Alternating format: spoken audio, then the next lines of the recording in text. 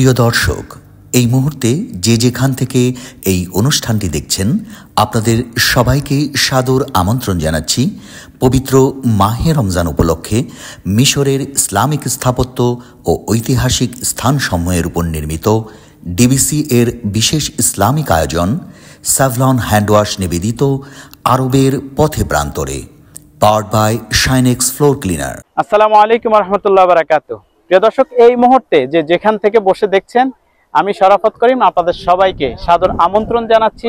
প্রিয় দর্শক, আজকের পর্বে আপনাদেরকে নিয়ে এসেছি জাবালে মুকাত্তামের পাদদেশে অবস্থিত মহাবীর সুলতান সালাহ উদ্দিন আইয়ুবীর কেলার এক পাশেই অবস্থিত মোহাম্মদ আলী পাশা মসজিদে। এই মসজিদটি নির্মাণ করেছেন মোহাম্মদ আলী পাশা। 19 দশকের সবচেয়ে ইসলামী সালতানাতের সবচেয়ে বড় এবং সুন্দর মসজিদ। এই মসজিদটি ডিজাইন করেছেন তুরস্কের আয়া সুফিয়া মসজিদের আদলে। আমরা আজকে এই সুন্দর এবং মিশরের সুন্দরতম মসজিদগুলোর মধ্যে কিন্তু এটা একটি মসজিদ। এই সুন্দর মসজিদটির ইতিহাস আপনাদেরকে জানাবো এবং মসজিদটি আপনাদেরকে ঘুরে ঘুরে দেখাবো ইনশাআল্লাহ। শেষ পর্যন্ত আমাদের সাথেই থাকুন। দর্শক শ্রোতা, আজকের পর্বে আপনাদেরকে আমরা নিয়ে এসেছি আধুনিক কায়রোর একটি স্থাপত্য নিদর্শন মোহাম্মদ আলী পাশা মসজিদে। জান্নাতের পাহাড় জাবালে মুকাত্তামের উপরে সুলতান সালাহ উদ্দিন আইয়ুবী কেল্লার মাঝে অবস্থিত একটি ঐতিহাসিক স্থাপত্য কলার মসজিদ এটি, যেটি ওসমানীয় সালতানাতের মিশরীয় সাহিত্য শাসক মোহাম্মদ আলী পাশা নির্মাণ করেছিলেন। মিশরের কায়রো শহরে অবস্থিত মোহাম্মদ আলী মসজিদ নামে বিশ্বে পরিচিত। এর নির্মাণ শুরু হয় 1830 সালে এবং শেষ হয় 1848 সালে। দুর্গের সর্বোচ্চ চূড়ায় রয়েছে এটি ওসমানীয় মসজিদ। 19 শতকের শুরুর দিকে নির্মিত ইসলামের ইতিহাসের সবচেয়ে বড় মসজিদ হিসেবে বিবেচনা করা হয়। সব থেকে উঁচু স্থানে এবং রাতের আলোকসজ্জায় প্রজ্বলিত হওয়ায় কায়রোর সবচেয়ে দৃশ্যমান মসজিদ এটি। অনেক দূর থেকেও এটা সবার নজর কাড়ে। সুউচ্চ মিনার আর বাহারি ডিজাইনের গম্বুজ, যেগুলো ইসলামী যুগের শৌর্য বীর্যের পরিচয় বহন করেছে। এটি দেখলে মনে হবে আপনি তুরস্কের ইস্তাম্বুলে আয়া সোফিয়া কিংবা সুলতান আহমদ ব্লু মসজিদে দাঁড়িয়ে আছেন, কারণ অনুরূপ ডিজাইনে করা হয়েছে, যার স্থপতি ছিলেন তুরস্কের ইস্তাম্বুলের বিখ্যাত স্থপতি ইউসুফ বসনক এবং মডেল হিসেবে বেছে নেওয়া হয়েছে সুলতান আহমদ মসজিদ।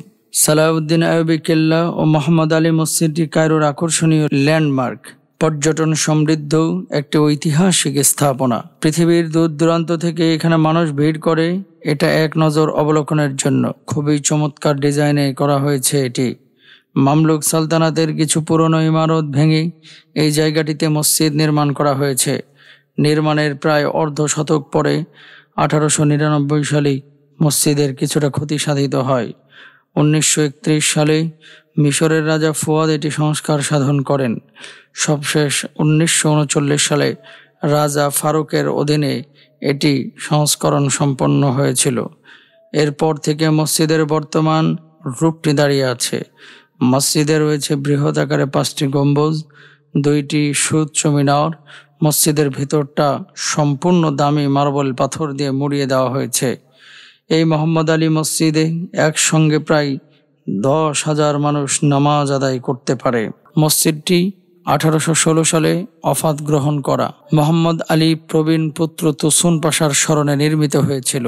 এই মসজিদটি দুর্গসহ কায়রোর অন্যতম প্রধান নিদর্শন এবং পর্যটন কেন্দ্র হিসেবে বিবেচনা হয়ে আসছে।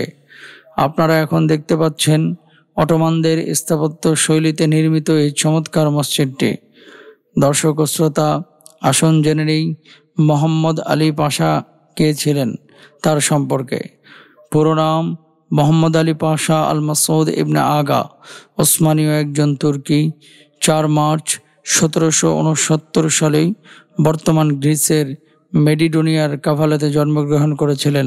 তার পিতার নাম ইব্রাহিম আগা, মাতা জাইনাব। ওসমানী সালতানাতের সেনাবাহিনীর একজন আলবানীয় কমান্ডার। নিজ যোগ্যতা ও কর্মদক্ষতায় পাশা পদে পদোন্নতি লাভ করেছিলেন।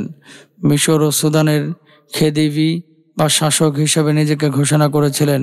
এমন একজন শাসক যাকে সামরিক, অর্থনৈতিক ও সাংস্কৃতিক ক্ষেত্রে সংস্কারের জন্য তাকে আধুনিক মিশরের স্থপতি বিবেচনা করা হয়। উন্নতির সর্বশিখরে পৌঁছানো ইউরোপীয় রূপরেখায় মিশরে একটি শক্তিশালী রাষ্ট্র প্রতিষ্ঠা করা মোহাম্মদ আলীর লক্ষ্য ছিল।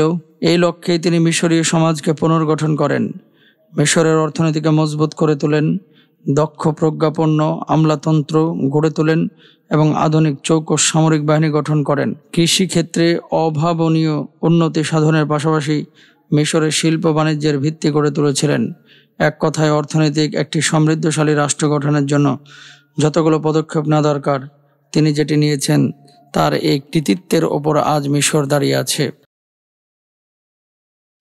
প্রিয় দর্শক, আপনারা দেখছেন ভ্রমণ বিষয়ক বিশেষ ইসলামিক আয়োজন presented by Savlon hand wash, powered by Shinex floor cleaner.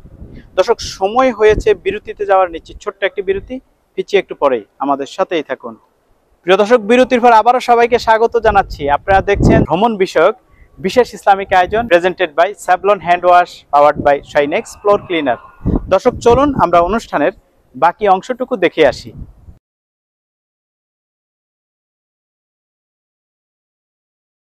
Mohammad Ali উসমানীয় Rumeli ইয়ালেতের Kaavaalaa শহরে এক আলবেনীয় পরিবারে জন্মগ্রহণ করেন।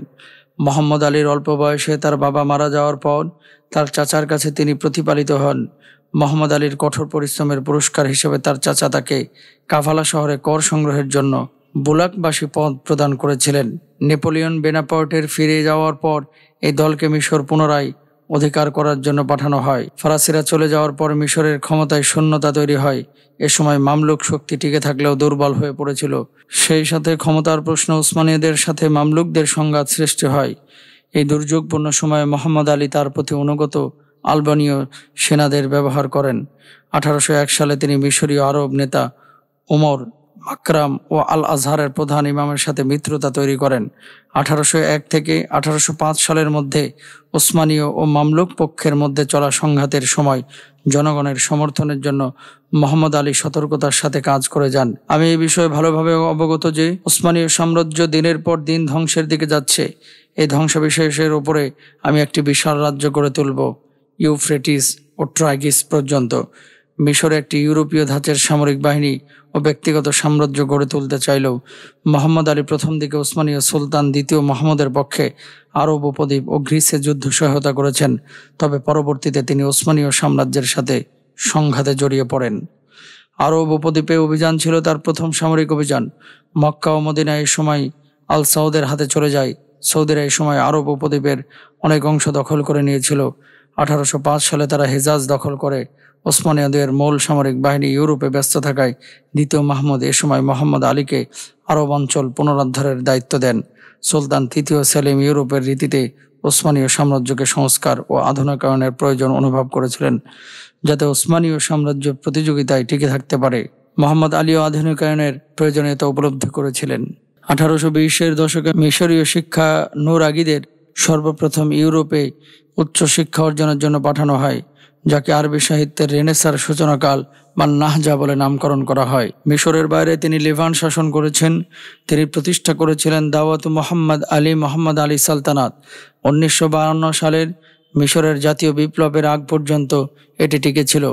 মোহাম্মদ আলী পাশা শুধুমাত্র মিশর নয়, একই সাথে সুদান, শাম, হেজাজ, মরিয়া, থাসোস, ক্রিস্ট শাসন করেন। তার শাসনের এই জায়গা জুড়ে তিনি ছিলেন একচ্ছত্র অধিপতি। তিনি রাজত্ব করেছেন 17 মে 1805 সাল থেকে 2 মার্চ 1848 সাল পর্যন্ত। তিনি ওফাত গ্রহণ করেছেন 2 আগস্ট 1849 সালে। প্রিয় দর্শক, এতক্ষণ যাবত আপনারা দেখছিলেন ভ্রমণ বিষয়ক বিশেষ ইসলামিক আয়োজন presented by Savlon hand wash, powered by Shinex floor cleaner. দর্শক, দেখতে দেখতে আমরা অনুষ্ঠানের একেবারেই শেষ প্রান্তে চলে এসেছি। আজকের মতো বিদায় নিচ্ছি মোহাম্মদ আলী পাশা মসজিদ থেকে। ইনশাআল্লাহ আগামীকাল আবারও একই সময় একই চ্যানেলে নতুন আরেকটি পর্ব নিয়ে আপনাদের সামনে হাজির হব। সে পর্যন্ত আল্লাহ সুবহানাহু ওয়া তাআলা আমাদের সবাইকে ভালো রাখুক, সুস্থ রাখুক। আসসালামু আলাইকুম ওয়া রাহমাতুল্লাহি ওয়া বারাকাতুহু।